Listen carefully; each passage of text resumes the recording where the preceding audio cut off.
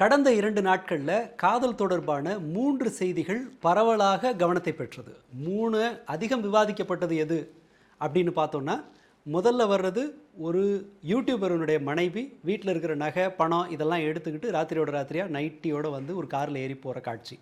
ஏன்னா, அதில நெறைய சஸ்பென்ஸ் இருந்துச்சு. ஒரு ஒரு ரூ. 10,00,000 சம்பாதிக்கிற ஒரு கணவரை விட்டுட்டு ஒரு பஸ் டிரைவரோட ஓடி போயிட்டாங்க அப்படிங்கிற அந்த த்ரில்லு, அடுத்தவன் வீட்டில் எட்டி பார்க்குற அந்த அந்த ஆர்வம், இதனால் அந்த செய்தி மிக பரவலான கவனத்தை பெற்றது. கிண்டலாகவும் விமர்சனமாகவும் அல்லது சிலர் பயமாகவும் அதை வெளிப்படுத்தினாங்க.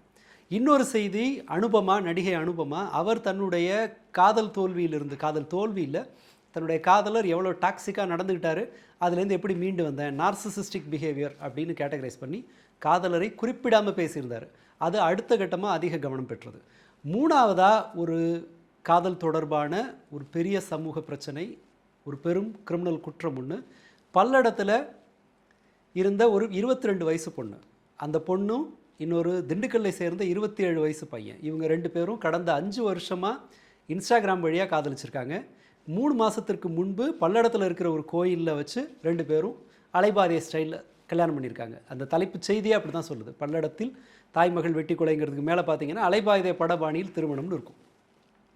இப்படி கல்யாணம் பண்ணிக்கிட்டவங்கள அந்த பையன் கூப்பிட வர்றார். அதாவது அவங்க கூட வாழ மறுக்கிறாங்க. அவர் பல்லடத்துக்கு வந்து கோயம்புத்தூரில் அந்த பையன் MCA செகண்ட் இயர் படிக்கிறார், 27 வயசு பையன். அவர் தான் கல்யாணம் பண்ணிக்கிட்ட அந்த பொண்ணை கூப்பிட்றதுக்கு வீட்டுக்கு வராரு. இவங்க போக மறுக்கிறாங்க. 4 நாளாக ஹோட்டலில் லாட்ஜில் ரூம் எடுத்து தங்கினவர் 4வது நாள் வந்து வீட்டில் அந்த பெண்ணோட அப்பா இல்லாத போது சண்டை ஆரம்பிச்சிருக்காரு. கையில் இருந்த அருவாள் எடுத்து 2 பேரையும் வெட்டி கொண்டுட்டு ஊர் மக்களால் பிடிச்சு வைக்கப்பட்டிருக்காரு. இந்த 3 செய்தியில் மிக குறைவான கவனம் பெற்ற செய்தி நம்ம இப்போ பேசின இந்த பல்லடத்தில் நடந்த கொலை தான். ஆனால் மிக குறைவாக விவாதிக்கப்பட்ட இந்த குற்றம் தான் நாம் மிக அதிகமாக பயப்பட வேண்டிய ஒரு பிரச்சனை. ஏன்னா நம்ம முதல் இன்சிடெண்ட்டு அது எப்படி வேணால் நடந்திருக்கலாம். ஒருத்தர் பிடிக்காமல் போகிறதுங்கிறது யார் ஒருத்தருக்கும் நடக்க வாய்ப்பு இருக்குது.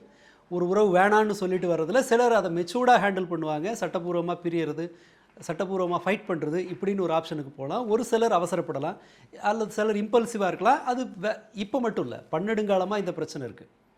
சில ராணிகளே, கபூர்தாலா சமஸ்தானத்து இளவரசி, அவர் கல்யாணம் பண்ணிட்டது கடைசியாக முதல்ல இன்னொரு இளவரசனோட கல்யாணம் ஆகுது. அவர் டிபி பேஷண்ட்டு, அவர் செத்து போகிறாரு. அதன் பிறகு அவருக்கு பல்வேறு லவ் வந்துட்டு போகுது. கடைசியாக அவர் தன்னுடைய இராணுவத்தில் இருந்த ஒரு கமாண்டரை கல்யாணம் பண்ணி, அதாவது தளபதி ஒருத்தரை கல்யாணம் பண்ணிக்கிறார். அதன் பிறகு சமஸ்தானத்தை விட்டுட்டு இன்னொரு ஏரியாவுக்கு ஓடி, ஏன்னா அவங்கள பிடிக்கிறதுக்கு பெரும் தேடுதல் வேட்டை நடந்தது. தப்பிச்சு ஓடி போய் பக்கத்து சமஸ்தானத்தில், அதாவது சமஸ்தானம் இல்லை, ஆங்கிலேயர் டெரிட்டரியாக இருக்கும்னு நினைக்கிறேன், அங்கே ஓடி வந்து அவங்க அடுத்த 30-40 வருஷம் வாழ்கிறாங்க. அப்போது அவங்க மாடு கண்ணை பார்த்துக்கிட்டு மிக சாதாரண ஒரு வாழ்க்கையை அவங்க வாழ்கிறாங்க, எந்த பிரச்சனையும் இல்லாமல். லவ்வை தீர்மானிக்கிறது அப்படிங்கிறது அது பல்வேறு க்ரைட்டீரியா இருக்குது. அது ஒவ்வொருத்தருக்கும் ஒரு மாதிரி இருக்கும். ஸோ முதல் சம்பவம் நம்ம பெருசாக அலட்டிக்க ஒன்றும் இல்லை, பட் அது ரொம்ப கவனம் பெற்றது. ஏன்னா அதில் இருக்கிற ஒரு த்ரில், அடுத்தவங்க வீட்டை எட்டி பார்க்குறது, அந்த கற்பனை, இது எல்லாமே அதை அதிகம் நுகரப்பட்ட செய்தியாக மாற்றுது. செகண்ட், அனுபமா விஷயத்தில் அது அவரோட வெர்ஷன். இன்னொரு தரப்பு சொன்னால் தான் அது சரியாக தப்பாங்கிறது நமக்கு தெரியும், அல்லது இவங்க சைடு ஏதாவது கான்ட்ரிபியூஷன் இருக்கான்னு தெரியும். ஆக இது ரெண்டுலையும் நாம் விவாதிக்கிறதுக்கு ஒன்றும் இல்லை. கெடுவாய்ப்பாக அதுதான் மிக அதிகமாக விவாதிக்கப்பட்ட செய்தி. ஓகே, இப்போ இந்த பர்டிகுலர் செய்திக்கு வரலாம். இன்ஸ்டாகிராமில் எப்படி ஒரு காதல் வர வாய்ப்பு இருக்குது? நமக்கு வழக்கமாக லவ்வோட இதற்கு முன்பு காதல்ங்கிறது வந்து என்னென்னா, யார் க்ளோஸ் ப்ராக்சிமிட்டியில் இருக்காங்களோ அவங்க கூட வரலாம். அதாவது நெருக்கமான வட்டாரத்தில் நம்ம பார்க்குற தூரத்தில் இருக்கிற ஒருவரோடு காதல் வரதுக்கான வாய்ப்பு தான் அதிகம். அதன் பிறகும் ரொம்ப ரேராக சில காதல் நடந்திருக்கு. அந்த லெட்டர் எழுதுகிற காலத்தில் யூரோப்புக்கு ஒருத்தர் இந்தியாவிலேருந்து லெட்டர் எழுதி, ப்ராப்ளி கர்நாடகான்னு நினைக்கிறேன், அவர் யூரோப்பில் இருக்கிற ஒரு பெண்ணுக்கு அந்த பென் ஃப்ரெண்ட்ஸுங்கிற கேட்டகரியில், பேனா நண்பர்கள் கேட்டகரியில் 2 பேரும் லெட்டர் மூலமாக காதலை வளர்த்துக்கிட்டு, அந்த காதலியை பார்க்குறதுக்காக சைக்கிள் எடுத்துக்கிட்டு சைக்கிளை ஓட்டிக்கிட்டே அவர் பல்வேறு நாடுகளை கடந்து போய் ஐரோப்பாவில் அந்த பெண்ணை சந்தித்து அவங்கள கல்யாணம் பண்ணிட்டு அங்கேயே வாழ்கிறார். இது மாதிரி அங்கே ஒன்று இங்கேனுமா நடக்கலாம். பட் இப்போது இன்ஸ்டாகிராம் வழியான காதல் அதிகரித்திருக்கிறது. இன்ஸ்டாகிராம் லவ்னால் வர்ற பிரச்சனைகளும் அதிகரிச்சிட்ருக்கு. எப்படி ஒரு சோஷியல் மீடியா பிளாட்ஃபார்ம் ரொம்ப சுலபமாக இருவருக்கு, சம்மந்தமில்லாத 2 பேருக்கு காதல் வர வைக்குது அப்படின்னா, இது இந்த அக்சஸ் நிறைய கிடைக்குது. இப்போ முன்னாடி ஒருத்தர் இப்போது யாரை வேணால் காதலிக்கலாம், அப்ரோச் பண்ணலாம், ப்ரப்போஸ் பண்ணலாங்கிறதுக்கான வாய்ப்பை இன்ஸ்டாகிராம் உருவாக்குது. இப்போ நேரில் ஒருத்தரை பார்த்து காதலை தெரிவிப்பது அப்படிங்கிறது ஒப்பீட்டளவில் சிரமம். ஒன்று பயம் இருக்கலாம், தயக்கம் இருக்கலாம், ரிஜெக்ஷனை பற்றின ஒரு அச்சம் இருக்கும், இதை மாதிரி பல்வேறு விஷயங்கள், கூச்சம் இருக்கலாம், இதெல்லாம் இருக்கும்.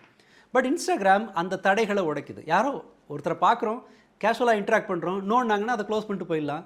அடுத்ததாக இந்த ஆர்வம் இருக்குது, அப்ரோச் பண்ணுறாங்க, மேபி அக்செப்ட் பண்ணலன்னா பரவாயில்ல, நட்டம் இல்லை. அந்த பயம் ரொம்ப ரொம்ப குறைவாக இருக்குது. அதனால் இன்ஸ்டாகிராமில் லவ்வுக்கான வாய்ப்பு அதிகம். செகண்ட், பார்க்காத ஒருத்தர் மேலே எப்படி நம்பிக்கை வருது அப்படிங்கிறது அது மூளை பண்ணுற ஹேக். அதெல்லாம் எப்படி, இதுவரை சந்திக்காத ஒருவராக இருக்கலாம், ஆனால் அவங்க தொடர்ந்து தன்னுடைய இயல்பான முகத்தை மறைச்சிக்கிட்டு வேறொரு முகத்தை சமூக ஊடகங்களில் காட்டலாம். இது எல்லாருக்கும் பொது. நாம் எல்லோரும் நம்மளுடைய ரியல் ஃபேஸை சோஷியல் மீடியாவில் காட்டுறதில்ல. அதுவும் குறிப்பாக காதல்னு வரும்போது அது ஒரு ரிஃபைன்டு வெர்ஷனை மட்டும்தான் நாம் இன்னொருத்தருக்கு காட்ட போகிறோம்.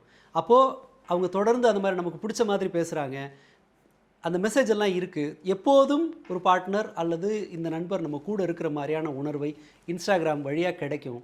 அது அந்த காதலை உறுதிப்படுத்த வாய்ப்பு இருக்குது. இதை மாதிரியான பல காரணங்கள் இன்ஸ்டாகிராம் வழியாக ஒரு காதல் வருவதற்கான காரணமாக இருக்குது. அதை விட முக்கியமான ஒரு காரணம், சமூக ஊடகங்கள் எல்லாமே மனிதர்களோட இன்டெலிஜென்ஸை கொஞ்சம் குறைக்கும். அப்போ தான் நாம் அந்த இதுக்கு ஸ்க்ரால் அடிக்டாக இருப்போம். எப்போ பார்த்தாலும் ஸ்க்ரால் பண்ணிகிட்டே இருப்போம். நம்ம சிந்தனையை கொஞ்சம் மழுங்கடிச்சா அல்லது அதை ஒரு மலட்டுத்தன்மையை, அறிவில் ஒரு மலட்டுத்தன்மையை உருவாக்குனா தான் சமூக ஊடகங்களால் பிழைச்சிருக்க முடியும். இன்ஸ்டாகிராமுக்கு அந்த பண்பு ரொம்ப அதிகம். ஏன்னா அதில் டெக்ஸ்ட்டோ அதெல்லாம் எதுவும் கிடையாது, ஷார்ட் வீடியோஸு, ஃபோட்டோஸ் அப்படிங்கிறதுனால அது பெரும்பாலும் நம்முடைய சிந்தனை திறனை கொஞ்சம் மழுங்கடிக்கும். சிந்தனை திறன் குறைவாக இருக்கிறவங்க ரொம்ப சுலபமாக ஒரு வலையில் விழுறதுக்கான வாய்ப்பு உண்டு. அது காதலாக இருக்கணும்னு அவசியம் இல்லை. இன்வெஸ்ட்மெண்ட் ஸ்கேமாக இருக்கலாம், டாக்டர் ஸ்கேமாக இருக்கலாம், எது வேணால் இருக்கலாம். இதன் வழியாக புடவை வாங்குறதுல ஆரம்பித்து ஒரு சர்ஜரியை முடிவு பண்ணுற வரை இன்ஸ்டாகிராம் இன்ஃப்ளூயன்ஸ் பண்ணுறது தான் யதார்த்தம். அதில் காதல் வர்றதும் ஆச்சரியம் இல்லை. ஆனால் இதில் இருக்கிற ரொம்ப முக்கியமான பிரச்சனை என்னென்னா, இன்ஸ்டாகிராம் வழியாக ஒரு காதலை ஆரம்பிக்கிறது ஈஸி, அதை மெயின்டைன் பண்ணுறது கொஞ்சம் கஷ்டம். ஏன்னா அந்த காதலை ஃபேஸ் பண்ணும்போது உங்களுக்கு பார்ட்னரோட ரியல் ஃபேஸ் தெரியும், அவங்களோட பலவீனங்களை அவங்களால மறைக்க முடியாது. நம்முடைய எதிர்பார்ப்பு வெளியில் வரும்போது அவங்களோட வீக்னஸ் தெரிய வரலாம், ரெண்டு பேரோட எதிர்பார்ப்பு கிளாஷ் ஆகலாம். அதனால் ஆரம்பிக்கிறது ஈஸி, கொண்டு போகிறது கஷ்டம். இந்த இடத்துல தான் சிக்கல் பெருசாக வருதுன்னு நான் நினைக்கிறேன். ரொம்ப ரீசண்டான சம்பவங்களில் பார்த்தாலும் கூட, ஈரோட்டில் ராமநாதபுரத்துலேருந்து ஒருத்தர் வராரு, வந்து ஈரோட்டில் இருக்கிற தன்னுடைய இன்ஸ்டாகிராம் மூலமாக பழக்கமான தோழியை பெட்ரோல் ஊற்றி எரிச்சிட்டு போகிறார். ஆத்தூர் பக்கம் ஒரு பொண்ணு, 16 வயசு பொண்ணு, வீட்டில் சண்டை போடுது, இன்ஸ்டாகிராம் லவ்வரை பார்க்கணுன்னு அப்பா அம்மா வந்து சண்டை போடுற பொண்ணை கூட்டிகிட்டு அப்பா அம்மா அந்த பையனை பார்க்க வர்றாங்க. பையன் 20 வயசு, அவனுக்கு ஏற்கனவே கல்யாணம் ஆயிருக்கு. இது ஒரு சம்பவம் பார்த்தோம். இப்போ இந்த பல்லடம் இஷ்யூ நம்ம ரேண்டமாக செக் பண்ணால் கூட, நம்ம நினைவிலிருந்து மீட்டெடுத்தால் கூட, கடந்த காலத்தில் இது போன்ற இன்ஸ்டாகிராம் வழியாக உருவான காதல்னால் ஏற்பட்ட மோசமான பிரச்சனைகள் நிறைய பார்த்துருப்போம். ஒரு பொண்ணு தான் வீட்டில் இருந்த நகையெல்லாம் எடுத்துகிட்டு போய் கொடுத்துருக்கு. அப்படி ஒரு இன்ஸ்டாகிராம் ஃபேக் அக்கௌண்ட் உருவாக்குனது அந்த பொண்ணோட தோழி, ஸ்கூல் படிக்கிற பொண்ணு. ஸோ இது இன்ஸ்டாகிராம் லவ்வை தொடர்ந்து வர்ற குற்றங்கள், அது திருட்டுலேருந்து கொலை வரை, இது தொடர்ந்து ஃப்ரீக்வெண்ட்டாக நடந்துகிட்ருக்கு. இதை நாம் கவனிக்க வேண்டிய காரணம் என்னென்னா, இது எல்லாமே எந்த குற்றப்பின்னணியும் இல்லாதவர்கள்கிட்ட நடக்குது, எந்த குற்றப்பின்னணியும் இல்லாதவர்களால் நடத்தப்படுது.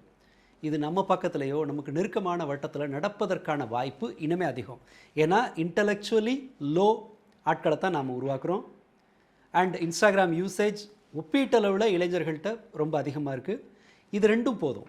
அண்ட் ஒருத்தர் தேவை இருக்குது, நெருக்கமான நண்பர்களோட எண்ணிக்கை குறைவாக இருக்குது. இது எல்லாமே இன்ஸ்டாகிராம் வழியான குற்றங்களை தூண்டுவதற்கான அடிப்படையாக இருக்கும். ரைட். இந்த லவ் ஆக்சுவலாக என்ன செய்யுது? ஒருத்தன் க்ரைம் வரைக்கும் ஏன் ஒருத்தர் போகிறாங்க, ஒரு கொலை வரை, ஒரு தோல்வி ஏன் ஒரு கொலை வரை போகுது? இது முக்கியமாக நாம் விவாதிக்க வேண்டியது. ஏன்னா இதுவும் ஒரு சமூகம் எதிர்கொள்ள வேண்டிய ரொம்ப பெரிய பிரச்சனை. ஒரு லவ் உருவாகும் போது அது இன்ஸ்டாகிராம் வழியாக வருதா, இல்லை பெண்ணில் 7 லெட்டர் எழுதி உங்களுக்கு வருதா, வேலை செய்கிற இடத்துலையா, இதெல்லாம் பிரச்சனையே இல்லை. மூளை காதல் வயப்படும் போது அது உங்களோட ரிவார்ட் சிஸ்டமை ஆக்டிவேட் பண்ணுது. பார்ட்னரை பார்க்கும்போது, பார்ட்னரை பற்றி நினைக்கும் போதெல்லாம் உங்கள் மூளை டோப்பமைன் உற்பத்தி பண்ணும். இது ஒரு போதை அடிமைத்தனத்துக்கு ஈக்குவல், ட்ரக் அடிக்ஷனுக்கு ஈக்குவலான ஒன்று. மாடரேட்டான அளவு, குறைவும் கிடையாது ஜாஸ்தியும் கிடையாது, ஒரு மிதமான அளவுக்கான போதை அடிமைத்தனத்துக்கு இணையான ஒரு அடிக்ஷன் இது. அடிக்ட் என்ன ஆவாங்க, மேலும் மேலும் அந்த பார்ட்னரோட தேவை இருக்கணும்னு நினைப்பாங்க. அப்போது இன்னொரு சைடில் இந்த இன்ஸ்டாகிராமில் நம்ம முன்பே பார்த்தோம் இல்லையா, பிரேக்கப்புக்கான வாய்ப்பு அதிகம், காதலை உருவாக்குறதுக்கான வாய்ப்பு அதிகம், அதன் பிறகு அதை மெயின்டைன் பண்ணுறதுல நம்முடைய பலவீனம் தெரியுங்கிறதுனால பிரேக்கப்புக்கான வாய்ப்பு அதிகம். ஒருவர் இந்த உறவிலிருந்து விலக விரும்பி ஒருவர் அந்த உறவை தொடர விரும்பினா பிரச்சனை அந்த இடத்துல ஆரம்பிக்கும். ஏன், ஒருவர் விலக ஒருத்தர் பிடிக்கலை அப்படின்னு நகர்ந்துட்டாங்கன்னா தொடரணும்னு நினைக்கிறவங்களுக்கு அந்த பிரேக்கப் பிரச்சனை வரும். அப்போது அது நம்முடைய மூளையில் இருக்கிற வலி உணரும் திறன் இருக்கிற மூளை பகுதியில் அதை ஆக்டிவேட் பண்ணும். ஒரு காதல் தோல்வி அடைந்த ஒருவர், அது ரியல் லவ்வாக இருக்கலாம் அல்லது கற்பனை லவ்வாக இருக்கலாம், பிரச்சனை அது இல்லை. தோல்வின்னு உணர்கிற நபருக்கு நிஜமாகவே உடல் வலி வந்ததுன்னா என்னென்ன மாதிரி பிரச்சனைகள்லாம் வருமோ அதெல்லாம் வரும். அந்த வலியை ஹேண்டில் பண்ண முடியாது. சினிமாவில் சொல்கிறாங்க இல்லையா, காதல்னா வலி கிளின்னு, அது குத்துமதிப்பாக உண்மைதான். இந்த வலியை கையாள்வது அவங்களுக்கு ரொம்ப சிரமமாக இருக்குது. ஸோ அந்த வழியிலிருந்து மீள்வதற்காக, அந்த டோப்பமைன் ஷூட்டப்பை விரும்புவதற்காக அவங்க என்ன பண்ணுவாங்கன்னா, தன்னுடைய விலகிப்போன பார்ட்னரை போய் பிராண்டுவாங்க, நோண்டுவாங்க. நீ வா, ஃப்ரீக்வெண்ட்டாக கால் பண்ணுறதாகட்டும், அவங்கள சேஸ் பண்ணுறது, அவங்கள வேறு வகைகளில் அணுகிறது, அவங்களுக்கு இதெல்லாமே நடக்கும். காரணம் என்னென்னா, அந்த நபர் அந்த வழியிலிருந்து விடுபட விரும்புறதுனால. பார்க்குறதுக்கு நியாயம் மாதிரி தெரியலாம். பலருக்கு இந்த எல்லா காதல் தோல்வி அடைகிற அத்தனை பேரும் இந்த பிரச்சனையை ஃபேஸ் பண்ணுவாங்க. அந்த காதல் தோல்வி ஒரு கற்பனை நடிகையின் மீது வந்தாலும் சரி, அல்லது ரியல் லைஃப்பில் வந்தாலும் சரி, இந்த லெவல் வரைக்கும் இந்த காதல் தோல்வி என்பது அக்செப்டபிள். இது எப்போ க்ரைம் லெவலுக்கு போகுது அப்படின்னா, அங்கே தான் நம்ம ரொம்ப காலமாக வளர்த்து வச்சுருக்கிற ஒரு 10-15 வில்லனுங்க நிற்கிறாங்க. நம்முடைய கலாச்சாரம் ஒரு காதலிக்கிற ஒரு பொண்ணு எனக்கு சொந்தம், என்னோடய பார்ட்னரு காதலிக்கிற பையன் எனக்கு சொந்தம் அப்படிங்கிற மாதிரியான எண்ணம் முதல் குற்றம். இங்கே குற்றத்தை தூண்டுற முதல் காரணின்னு வச்சுக்கலாம். அப்போ எனக்கு சொந்தமானது இன்னொருத்தட்ட போகக்கூடாதுங்கிற எண்ணம், அந்த கோபம், பழி உணர்வு இதை தூண்டும். அடுத்ததாக நமக்கு கிடைக்கிற அந்த விஷுவல் இன்புட் எல்லாமே ஒரு காதல் தோல்வியை ரொம்ப பெரிய அவமானம் அப்படின்னு நினைக்கும். லோ செல்ஃப் எஸ்டீம், அப்படி தானே விட்டுட்டு போகிறவங்கலாம் துரோகிகள் அப்படிங்கிறது தானே சினிமா மற்ற வெப்சீரிஸ் இதிலெல்லாம் வர்றது. இது ஒரு இன்புட்டை கொடுக்கும். அடுத்த பிரச்சனை என்ன, இன்றைய காலகட்டத்தில் க்ளோஸ் ஃப்ரெண்ட்ஸோட எண்ணிக்கை கணிசமாக குறையுது.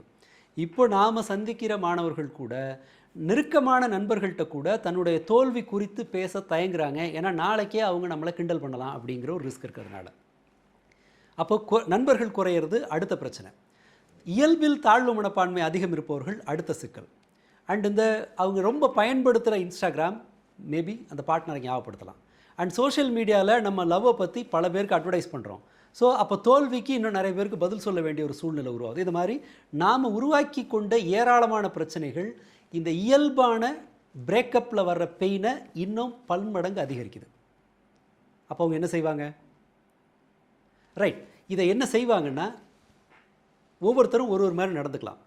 ஒரு சிலர் அழுது தன்னுடைய கோபத்தை தீர்க்கலாம், அல்லது ஒரு சிலர் பிறர்கிட்ட புலம்பலாம். பட் இந்த அழறத்துக்கு இதுக்கெல்லாம் ஆள் இல்லாத போது அவர்கள் அடுத்த ஸ்டெப்பை நோக்கி போகலாம். அதுலேயும் கூட தன்னுடைய உயிரை மாய்த்து கொள்வதுங்கிற எல்லைக்கு பலர் போவாங்க. இந்த வன்முறை லெவலுக்கு போகிறவங்கள்ட்ட நடக்கிற முக்கியமான பிரச்சனை என்னென்னா, அவர்கள் வளர்ப்பிலேயே ஒரு கோளாறு இருக்குது. நோவை கேட்டிருக்க மாட்டாங்க. அப்போது காதல் தோல்வி எனக்கு அவமானம் அப்படின்னு நினைக்கும்போது அந்த நோ அவங்களே ரொம்ப வெறுப்புடையவர்களாக மாற்றும். இம்பல்சிவாக இருப்பாங்க, அவங்க தடையே பண்ணியிருக்க மாட்டாங்க, கோவத்தை ரொம்ப சுலபமாக வெளிப்படுத்தி பழகியிருப்பாங்க. அப்போ என்ன செய்ய முடியும், ஒரு காதல் தோல்வி வீட்டில் டிவியை உடைக்கிற வரைக்கும் கண்டுக்காமல் இருக்கிற ஒரு இடத்துல ஒருத்தரை லவ் பண்ணி அது இல்லைன்னு ஆகும்போது அவங்க என்ன ஸ்டெப் எடுப்பாங்கன்னு நமக்கு சொல்ல முடியாது. இதை கற்றுத்தரத்துக்கு முன்பே சொன்னது போல் சினிமா இருக்குது. இந்த ஒரு பிரச்சனை, வளர்ப்பு, இங்கே இருக்கிற கலாச்சார ரீதியான இன்புட்டு, இது எல்லாமே ஒருவரை குற்றத்தை நோக்கி தள்ளுது. சரி, இப்போது இதுதான் பிரச்சனைனா இதை தடுக்க முடியாதா அப்படின்னா, தடுக்கிறது ஒப்பீட்டளவில் சாத்தியம். ஆனால் அதற்கு ஒரே ஒருத்தர்கிட்டேருந்து அதற்கான தீர்வு வரணும்னு எதிர்பார்க்கிறது தப்பு. ஏன்னா பிரச்சனை பல்வேறு தரப்பிலிருந்து வருது. முதல்ல ரொம்ப குறைவான நெருங்கிய நண்பர்கள் இருப்பது ஒரு முதல் சிக்கல்.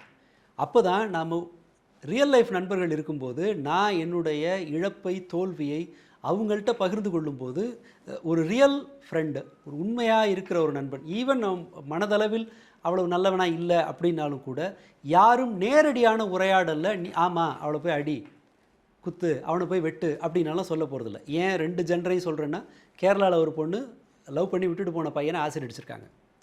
அமெரிக்காவில் இந்தியாவிலேருந்து போன ஒரு நடிகையோட அக்கா தான் லவ் பண்ணி விட்டுட்டு போன ஒருத்தர் வீட்டை பெட்ரோல் ஊற்றி கொடுத்திருக்காங்க. அதில் இறந்து போயிருக்காங்கன்னு நினைக்கிறேன் ஆள். ஸோ இதில் ஜெண்டர் டிஃப்ரென்ஸ் எல்லாம் இப்போ இல்லை, இப்போ கொஞ்சம் குறையுது. ஆண்கள் அதிகம், பெண்கள் கொஞ்சம் குறைவுனாலும் கூட அந்த 2 தரப்பும் செய்ய வாய்ப்பு இருக்குங்கிறதுனால சொல்கிறேன். நண்பர்கள், க்ளோஸ் ஃப்ரெண்ட்ஸோ அல்லது ஓரளவு உருப்படியான மாடரேட் லெவலில் ஃப்ரெண்ட்ஸ் இருந்தாலும் கூட அவர்கள் இதை என்கரேஜ் பண்ண மாட்டாங்க. பட் நண்பர்கள் குறைவாக இருக்கும்போது மேலும் மேலும் அவங்க தனக்குள்ளே உரையாடுறாங்க. இது ஒரு குற்றத்தை நோக்கி அவர்களை தள்ளுது. இப்படி ஒரு குற்றத்தை ப்ரெடிக்ட் பண்ணுறதுல நமக்கு போதுமான அனுபவம், அறிவு இருக்கிறதில்ல. ஒரே நாளில் ஒருத்தன் போய் அருவாள் எடுத்துகிட்டு போய் வெட்டுறதோ குத்துறதுங்கிறது ரொம்ப அரிதான இடங்களில் தான் சாத்தியம். இவங்க அத்தனை பேரும் அதற்கு முன்பே இப்படி ஒரு குற்றத்தை நோக்கி நகர்றாங்கங்கிறதுக்கான போதுமான க்ளூவெல்லாம் விட்டுருப்பாங்க. ஃபாலோ பண்ணுறது, மிரட்டுறது, அல்லது என்ன ஏதாவது பண்ணிக்க வேணும் த்ரெட்டன் பண்ணுறது, இதை மாதிரியான ஒரு தொடர்ச்சி இருக்கும். மற்றவர்கள் மூலமாக அணுகிறது, நான் உன்னை பற்றி எக்ஸ்போஸ் பண்ணிவிடுவேன்ற மாதிரியான அடுத்த ஸ்டெப்பு முன்பு இருந்ததை விட அவங்களோட அடுத்த ஸ்டெப் இன்க்ரீஸ் ஆகுது அப்படின்னு சொன்னால் இவங்க ஒரு வயலண்ட்டாக நடந்து கொள்வதற்கான வாய்ப்பு அதிகம்னு நாம் கெஸ் பண்ணணும். பட் இங்கே போலீஸ் சிஸ்டம் இது ஒரு லவ் தகராறுன்னு சிம்பிளாக முடிச்சிடுறதுக்கான வாய்ப்பு அதிகம். இந்தியாவில் ஏன்னா அந்த லோடு ஓவராக இருக்குங்கிறதுனால ஈஸியாக லவ் பண்ணுறவங்கள இது ஒரு வயலன்ஸாக மாறுன்ற எண்ணம் பெருசாக இல்லாமல் போலீஸ் ரொம்ப ஈஸியாக அதை எடுத்துக்கிறது இங்கே ஒரு முக்கியமான பிரச்சனை. வெளிநாடுகளில் இந்த மாதிரி பிரச்சனைகள் இல்லையானா இந்தியாவை விட ரொம்ப குறைவாக இருக்குது. ஏன்னா அங்கே ஒருவரை ஃபாலோ பண்ணுறதே குற்றம்.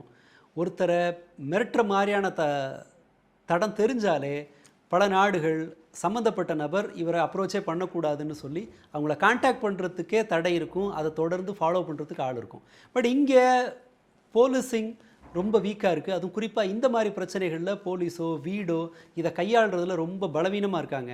அண்ட் மோரோவர் வீட்டுக்கு தெரியாமல் இது பெரும்பாலும் நடக்குதுங்கிறதுனால இந்த குற்றங்கள் கையை மீறி போன பிறகு தான் நம்ம கவனத்துக்கு வருது.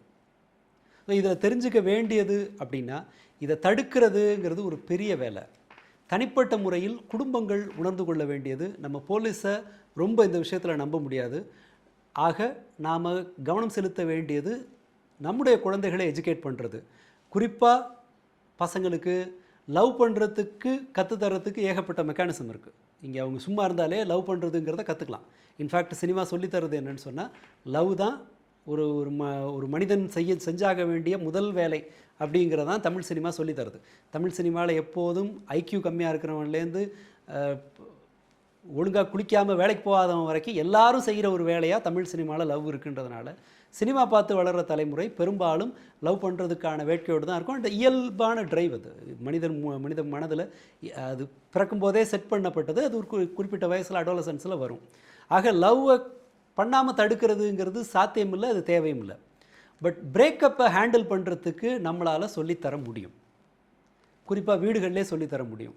அம்மா இந்த உரையாடலை பசங்கள்கிட்ட வச்சுக்கும்போது ரிசல்ட் பெட்டராக இருக்குங்கிறத நான் என்னோடய கவுன்சிலிங் அனுபவத்தில் பார்த்துருக்கேன். ஸோ வீடு தான் இதற்கு முக்கியமான பொறுப்பேற்க வேண்டியது. அடுத்து நண்பர்கள். உங்கள் குழந்தைங்களுக்கு போதுமான அளவுக்கான நண்பர்கள் இருக்கும்போது அவங்க கூட பெற்றோர்கள் உரையாடும் போது நம்ம பசங்க இந்த மாதிரி போகிறாங்களாங்கிறத கண்டுபிடிக்க முடியும், அல்லது நம்ம நட்பு வட்டாரத்தில் இருக்காங்கங்கிறத கண்டுபிடிக்க முடியும். அடுத்ததாக ஒரு சப்போர்ட் சிஸ்டமை குடும்பங்களுக்குள்ளே வச்சுக்கிறது நல்லது. ஒன்று, தனக்கு இந்த மாதிரி கோவம் வருதுன்னு நினைக்கிற ஒரு பையனோ பொண்ணோ உங்கள் கூட பேசலாம்.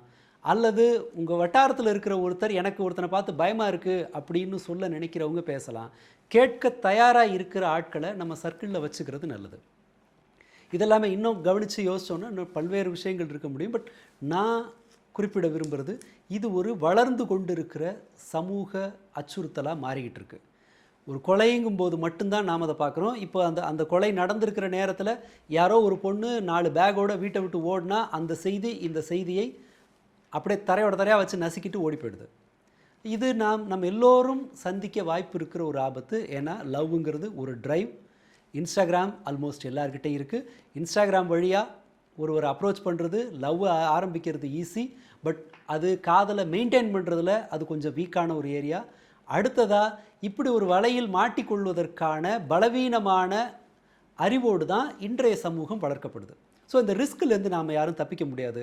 ஆனால் அதை கையாள நம்மளால் முடியும். சிறப்பாக கையாளவே நம்மளால் முடியும். அதுக்கு வழியெல்லாம் இருக்குது. தேவையெல்லாம் நம்முடைய புரிதலும் இதுக்கு ஒரு தீர்வு நாம் கண்டுபிடிக்கலாம் அப்படிங்கிற நம்பிக்கை தான். வேறொரு வீடியோவில் பார்க்கலாம். நன்றி.